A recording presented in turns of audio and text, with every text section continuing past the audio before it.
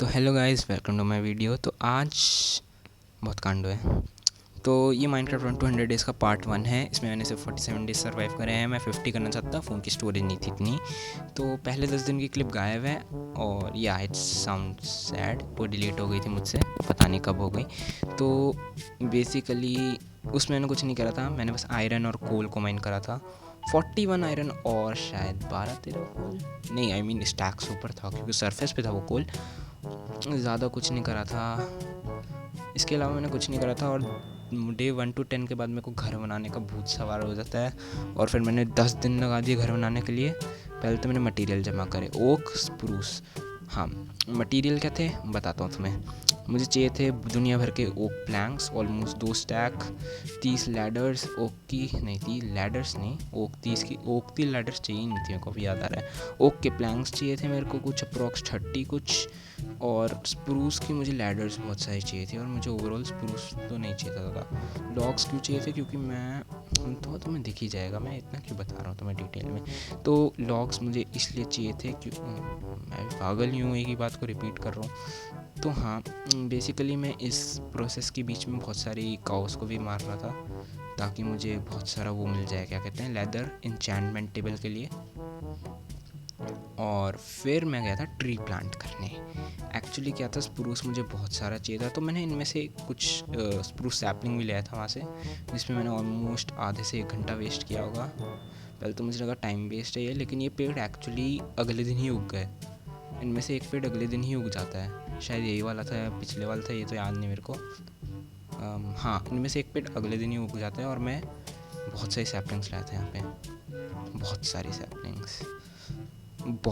Saplings, तुम बस देखना अभी। तो सैपलिंग्स में बहुत सारी लाया था, 40 ओक सैपलिंग्स, और मैं सारी ओक सैपलिंग लाता हूँ, एक भी नहीं छोड़ता मैं। तो एक और हाँ, फिर मैं एक इससे लड़ने जाता हूँ, क्या नाम है इसका, ड्राउंड, ट्राइडेंट वाला ड्राउंड। तो एक्चुअली मेरे को बड़ा परेशान कर रहा था और मैं डरता वरता तो हूँ नहीं इतना इन जॉम्बीज से। और मेरे ट्राइडेंट मिल जाता है जिसकी ड्यूरेबिलिटी ना के बराबर थी। फिर मैं बिल्डिंग मटेरियल और जमा कर रहा था। एक्चुअली बहुत सारे क्लिप्स हैं नहीं इसमें, मैंने ये चीज़ नोटिस करी है, बीच बीच की क्लिप्स गायब हैं। वो एक्चुअली मैंने शायद रिकॉर्डिंग बंद कर दी होगी। फिर मैं गया माइनिंग में डीप स्लेट लेने, क्योंकि मुझे डीप स्लेट भी चाहिए था। और पहले तो मैं डर रहा था केव में जाने से, फिर को याद आता है कि मैंने आयरन आर्मर पहन रखा है, तो मैं गेम में चल जाता हूँ।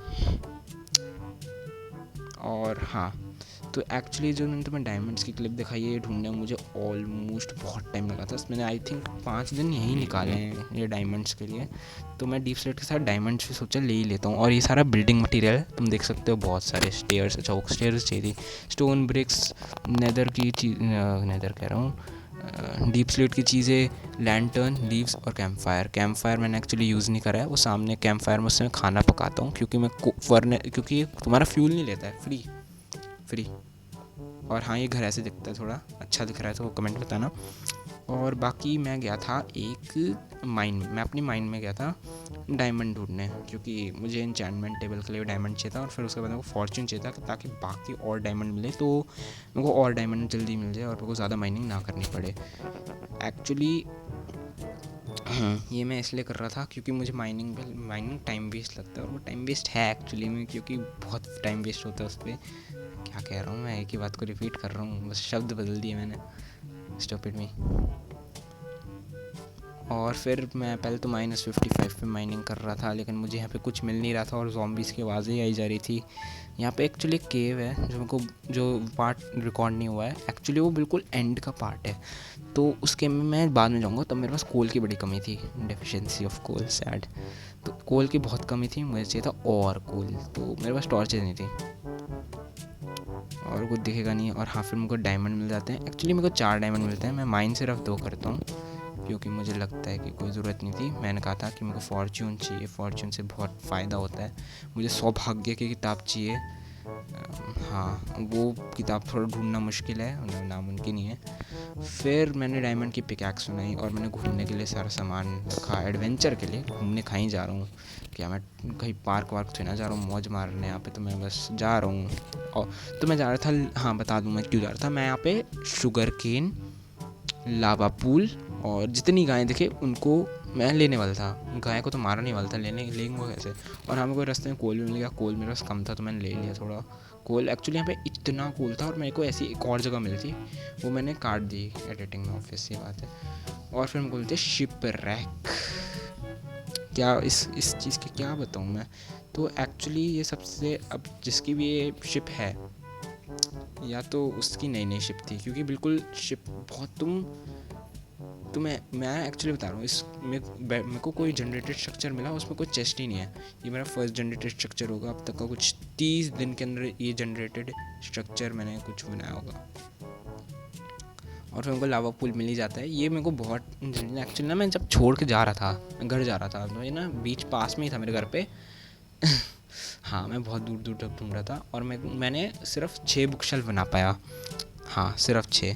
पहले मेरे को लूटिंग मिली, unbreaking 2, fire protection 1, unbreaking 2, protection 2, protection 2, unbreaking 2, और सिल्क टच के लिए गया था मैं एक्चुअली में।